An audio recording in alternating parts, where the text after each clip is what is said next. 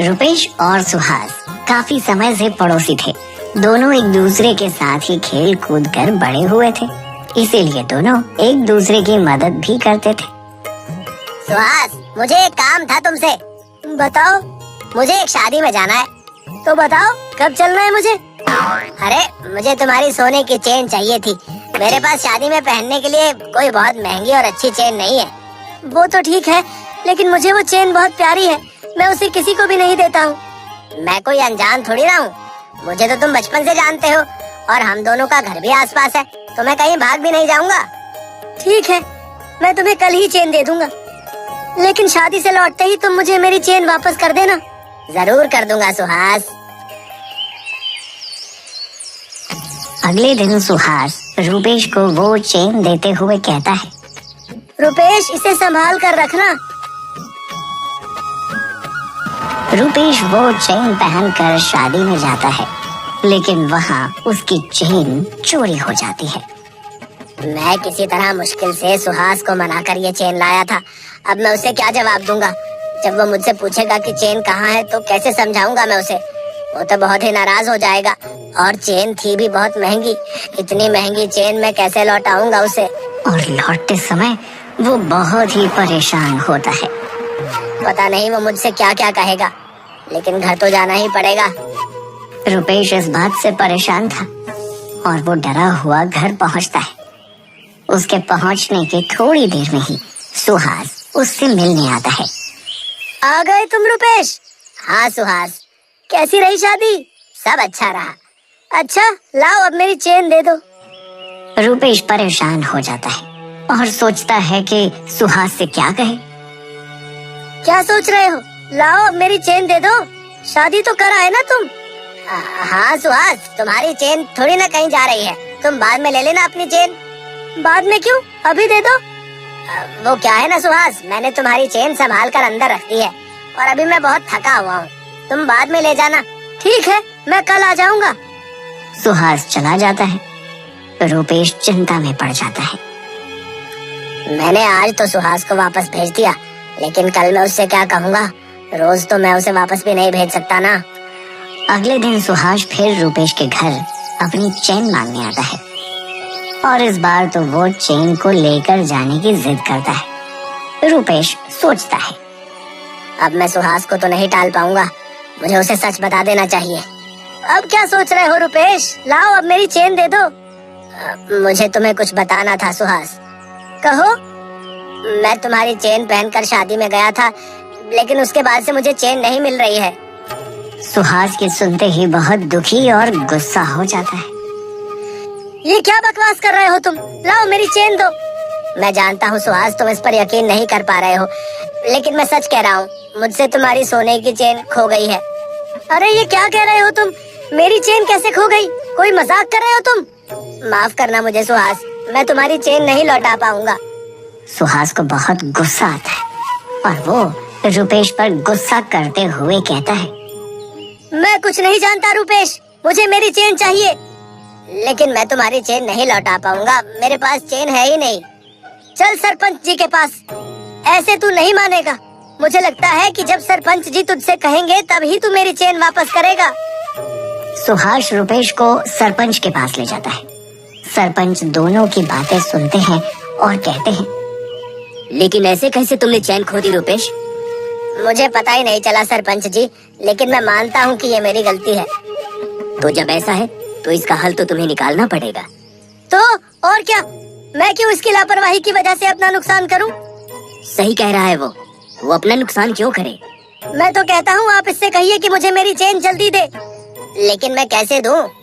रुको, तुम दोनों ऐसे बहस मत करो, बहस से हल नहीं निकलेगा। सरपंच सुहास से पूछता है, अच्छा सुहास, एक बात बताओ, ये तुम्हारी चेन थी कितने की?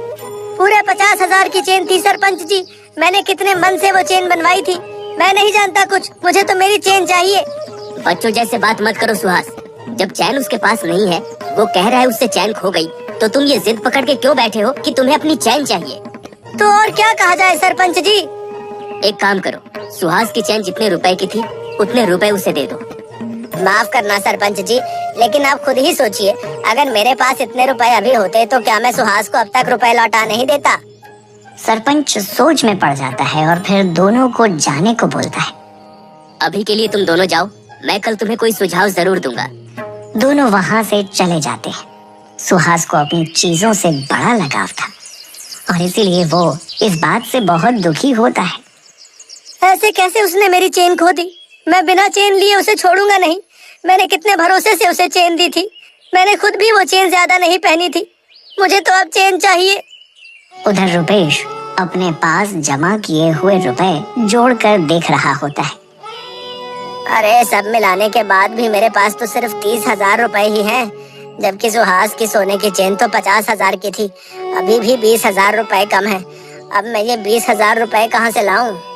सरपंच भी सोच रहे होते हैं कि दोनों की समस्या का हल कैसे निकाला जाए। मैं दोनों से कहूंगा कि दोनों खुद ही प्रेम से इस बात का चुनाव कर लें कि उन्हें क्या करना है। या तो रुपेश सुहास को 50,000 रुपए दे दे, या फिर सुहास रुपेश को थोड़ा समय दे दे ताकि वो सुहास की वैसी ही चैन लौटा सके। और अगर दोनों इनमें से किसी भी बात का चुनाव नहीं कर पाए तो फिर उन्हें मेरा दिया हुआ फैसला मानना पड़ेगा। अगले दिन रुपेश और सुहास दोनों फिर से सरपंच के पास पहुंचते हैं। देखो, तुम दोनों ही इस समस्या से परेशान हो, इसलिए तुम दोनों को सोच समझकर फैसला करना होगा। आपने क्या सोचा है सरपंच जी? देखो सुहास, माना कि तुम्हारी चैन बहुत महंगी थी और तुमने अपने रुपए जोड़कर वो चैन खरीदी थी, लेकिन तुम ये भी समझो कि रुपेश के पास रुपए नहीं है। अब यहाँ तुम्हें ही थोड़ी समझदारी से काम लेना होगा। नहीं सरपंच जी, मैं समझदारी से काम ले रहा हूँ, इसीलिए तो कह रहा हूँ कि मुझे मेरी चेन चाहिए। और वैसे भी मैं समझदारी के चक्कर में अपना नुकसान तो बिल्कुल नहीं करूँगा। ठीक है रुपेश, तुम सुहास को 50,000 रुपए लौटा दो। रुपेश अपने लाए हुए 30,000 रुपए सरपंच को दिखाते हुए कहता है। सरपंच जी, मेरे पास जितने रुपए थे मैं सब रुपए लाया हूँ, लेकिन फिर भी मेरे पास मेरे जोड़े हुए सिर्फ 30,000 रुपए ही हैं। अगर सुहास को एतराज ना हो तो वो ये रुपए ले ले। नहीं, मैं क्यों 30,000 रुपए लूं? जब मेरी सोने की चेन 50,000 रुपए की है तो मैं पूरे 50,000 रुपए ही लूंगा। तुमसे 30,000 रुपए लेकर मैं अपने 20,000 रुपए का नुकसान नहीं करूंगा। इतना समझाने के बाद भी तुम कुछ नहीं सुहास, एक काम करो, तुम अभी ये 30,000 रुपए रुपेश से ले लो, बाकी के 20,000 रुपए ये तुम्हें धीरे धीरे लौटा देगा। मैं धीरे धीरे के चक्कर में नहीं पड़ूंगा। सुहास, तुम अभी ये 30,000 रुपए ले लो, बचे 20,000 रुपए भी मैं तुम्हें जल्द ही लौटा दूंगा। तुम रुपेश की बात मान लो सुहास। नहीं, या तो तुम अभी मेरे पूरे 50,000 रुपए लौटा दो, या सरपंच जी इसका कोई और हल निकाल दे। अब दोनों झगड़ने लगते हैं। सरपंच उन दोनों को डांटते हुए कहता है, बस अब बहुत हो गया, परेशान हो गया हूँ मैं तुम दोनों को समझाते समझाते। अब तुम दोनों कोई एक बात मान लो।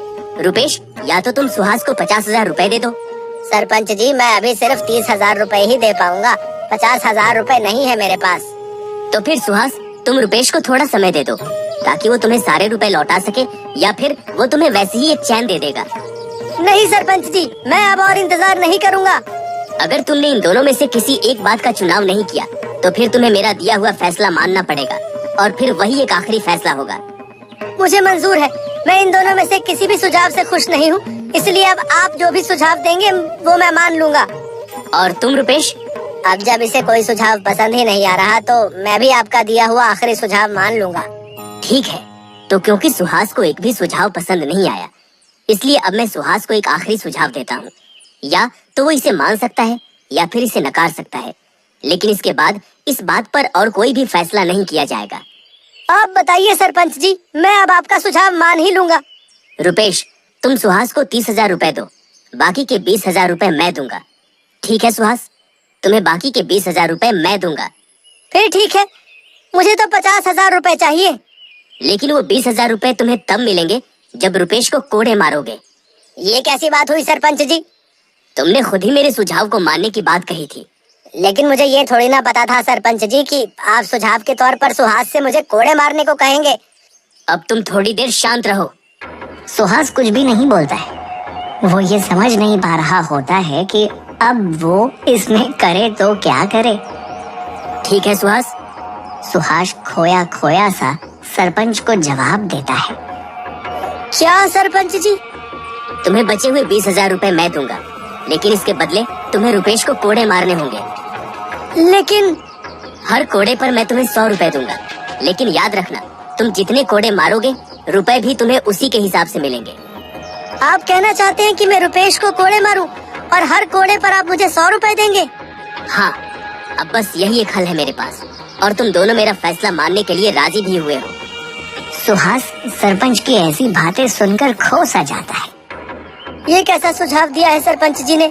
माना रुपेश ने मेरी सोने की इतनी महंगी चेन खो दी और मुझे उसके पूरे रुपए भी चाहिए, लेकिन इसका मतलब ये तो नहीं कि मैं रुपेश के साथ ऐसा करूं। आखिर मैं उसे बचपन से जानता हूं, हम दोनों साथ खेल कूद कर बड़े हुए हैं, ऐसा कैसे कर सकता हूं मैं?